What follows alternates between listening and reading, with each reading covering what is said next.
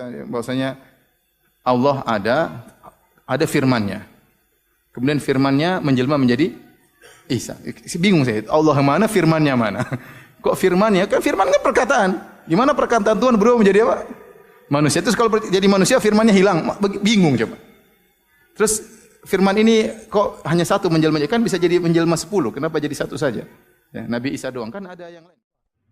Sampean percaya enggak dengan nuzulul Quran? Firman turun jadi buku. Nuzulul Quran itu kan firman turun jadi buku. Jadi firman menjadi buku. Percaya enggak kamu firman menjadi kitab suci? Percaya, Pak. Loh, kalau firman turun jadi buku aja kamu percaya. Buku itu benda mati. Masa firman jadi manusia kamu enggak percaya? Langsung dia diam. Iya ya Pak, iya makanya jangan kritik orang. Kritik orang itu kan gampang. Firman menjadi buku kamu bisa percaya. Tapi kan nggak pernah kami mengatakan Quran itu Tuhan. Justru itu masalahnya. Sesuatu yang bukan ciptaan itu apa? Sesuatu yang bukan ciptaan itu kan pasti pencipta. Di dunia itu hanya ada dua. Pencipta, ciptaan. Kholik, makhluk. Tidak ada yang di tengah-tengah. Saudara Muslim kita ini percaya Al-Quran itu nggak diciptakan. Karena dia firman Allah. Karena apa? Allah menciptakan dengan firman-Nya. Tidak mungkin firman diciptakan. Makanya doktrin ahli sunnah wal jamaah yang diklaim oleh NU itu memperkenalkan ungkapan man qala innal Qur'an makhlukun fahuwa kafir. Barang siapa yang mengatakan Al-Quran itu diciptakan, maka dia kafir. Tentu bukan kertasnya yang nggak diciptakan. Kertasnya kan made in Probolinggo, pabrik leces Padalarang. Kertas itu kan ciptaan pabrik. Apakah firman Allah itu ciptaan pabrik? Oh bukan Pak. Bukan kertasnya yang disebut bukan ciptaan. Lalu apanya? Firman Allah yang terkandung di dalamnya. Nah sekarang saya balik. Yang disebut Yesus sebagai putra itu bukan kemanusiaan yang bisa mati. Kemanusiaannya bisa mati. Tapi firman Allah yang adalah Allah tidak bisa mati. Sama dengan kamu bilang. Quran itu ada kalam yang kekal. Kalam nafsi. Yang qaimah bidzatillahi ta'ala. Yang melekat pada Allah. Tetapi ada kalam lafaz yang turun jadi buku. Turun jadi buku itu mati. Bisa hilang. Bisa terbakar. Tapi firman Allah tidak bisa terbakar. Itu dia tetap aja nggak bisa ngerti-ngerti. Saya kutipkan hadis. Ini ada hadis. Aisyah ditanya, apakah ada ayat-ayat tentang rajam? Ada. Tapi ayat-ayat itu dulu kan Al-Quran belum dijilid jadi buku. Masih terserak-serak di mana-mana. Saya taruh ayat itu di bawah tempat tidur saya. Lalu saya sibuk untuk ngurusi jenazah Nabi Muhammad ketika Nabi Muhammad meninggal. Tiba-tiba ada kambing masuk memakan ayat tadi. Apa firman Allah bisa dimakan kambing? Tidak bisa Pak. Itu yang dimakan kambing kulitnya. Yesus juga firman Allah tidak mati. Yang mati kemanusiaannya. 1 Petrus pasal 3:18. Dia yang dibunuh dalam keadaannya sebagai manusia. Coba mana yang tidak masuk akal di iman Kristen? Tidak masuk di akalmu, bukan gak masuk akal. Semua bisa dijelaskan. Inilah yang sering membuat orang Kristen minder. Waardigheid kompleks, kata Bung Karno.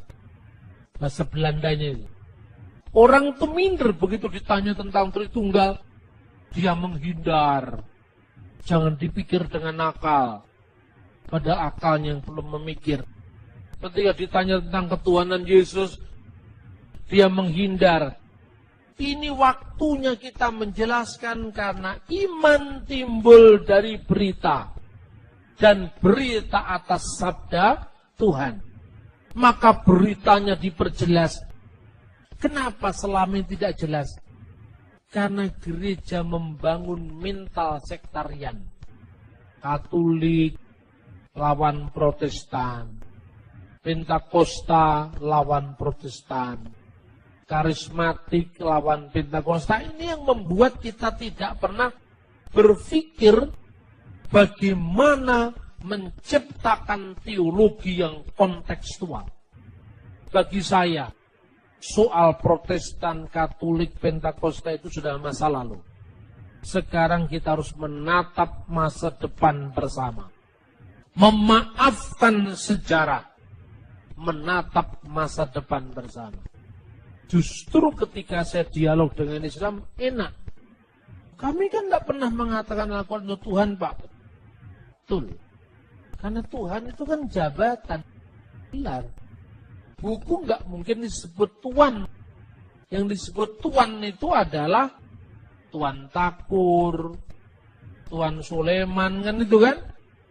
Tuan di atas segala Tuan itulah Lord of Lord. Itu Tuhan. Segala kuasa di surga dan di bumi telah diberikan kepadaku. Kata Yesus. Hendaklah seluruh orang Israel mengetahui bahwa Yesus yang telah kamu salibkan itu menjadi Tuhan dan Kristus. Allah telah menjadikan Yesus yang kamu salibkan itu sebagai Tuhan dan Kristus. Jadi di dalam Kristus ada kodrat ganda. Firman Allah yang sepenuhnya Allah dan anak Maria yang sepenuhnya manusia. Dalam kemanusiaannya Yesus mati. Kristus sebagai manusia bisa mati. Tetapi firman Allah tidak bisa mati. Firman Allah itu kekal. Karena Allah itu menciptakan segala sesuatu dengan firman-Nya. Justru yang problematik saya tanyakan kepada saudara muslim. Firman Allah itu Allah apa bukan? Bukan, Pak. Ciptaan apa bukan? Bukan ciptaan tapi bukan Allah. Lalu apa? Ketika firman Allah itu kekal, Allah juga kekal, dan firman itu bukan Allah, berarti ada dua yang kekal. Dua apa satu ini? Dua. Satunya firman yang kekal, satunya Allah yang kekal. Berarti Tuhanmu bukan satu, dua. Tapi kalau firman itu adalah Allah, firman itu kekal, dan firman itu sendiri adalah Allah. Berapa Tuhan? Satu. Kekristenan lebih tauhid kalau begitu. Nah, mulai pusing. Saya belokkan yang lain dulu supaya dia tidak marah. Saya cuma mengatakan, makanya jangan suka mengkritik. Pahami dulu apa yang Anda kritik. Orang Kristen tidak seprimitif apa yang kamu pikir. Bahwa Tuhan itu beranak, Nabi dipertuan. Tidak seperti itu. Umat Kristen memiliki dasar yang kokoh. Yaitu kitab suci, Alkitab, yang teksnya bisa dilihat sampai hari ini. Keakuratannya bisa dipertanggungjawabkan. Dan bahkan Taurat yang kita pakai, Jadian, Keluaran, Imamat, Ulangan, Bilangan, Sefer Bereshit, Sefer Elishemot, Wayikra, Elehadevarim, itu kitab Bemidbar, Wayikra, Elehadevarim. Nama-namanya kitab suci. Kitab Musa yang pertama. Itu satu kitab dipakai oleh tiga agama yang berbeda-beda. Pertama, orang Yahudi. Orang Yahudi itu jelas nggak percaya Tuhan Yesus. Tapi kok kenapa perjanjian lamanya sama dengan kita? Ayo sekarang. Anda pergi ke Israel, beli Alkitab perjanjian lama namanya Tanakh. Tidak perlu Anda tanya, saya yang mau edisi Kristen, bukan edisi Yahudi. Wong edisi Kristen dengan Yahudi sama saja kok. Bahasa Ibraninya kan sama. Terjemahannya mungkin Yahudi beda. Misalnya dia menerjemahkan Wiruah Elohim merakefet alfini hamayim. Dia menerjemahkan dan angin dari Allah melayang-layang di atas permukaan air. Karena kata ruah juga bisa berarti angin. Tetapi ketika ruah diartikan angin dari Allah, orang Yahudi hanya menghindari supaya tidak ada doktrin Roh Kudus. Padahal kata dari nggak ada di situ. Yang ada Wiruah Elohim, dan ruah itu ada roh Elohim Allah, roh Allah. Karena orang Yahudi menghindari doktrin Roh Kudus, maka dibuanglah kata-kata ruah, diganti dengan angin. Tapi teks aslinya tetap Wiruah Elohim merakefet alfini hamayim. Orang Yahudi menolak Yesus, tapi dia tetap tidak bisa menolak kata Emmanuel dalam Yesaya pasal 7 ayat 14. Orang Yahudi bisa menolak Yesus sebagai Tuhan dan Juru Selamat, tetapi nubuat hamba Tuhan yang menderita, Yesaya 53, tetap ada di kitabnya orang Yahudi. Dua agama berpisah 2000 tahun, tapi kitabnya sama. Kalau orang Kristen memalsukan Taurat Yahudi, Yahudi pasti protes. Nyatanya Taurat Yahudi dengan Taurat Kristen sama. Perjanjian lama Kristen dengan tanah Yahudi adalah sama. Lebih daripada itu, ada orang Samaria. Orang Samaria itu percaya bahwa kitab Taurat Musa. Mereka membaca Taurat yang sama, padahal sudah berpisah dengan Yahudi kira-kira abad ke-5 sebelum Masehi. Sepulang dari pembuangan Babel.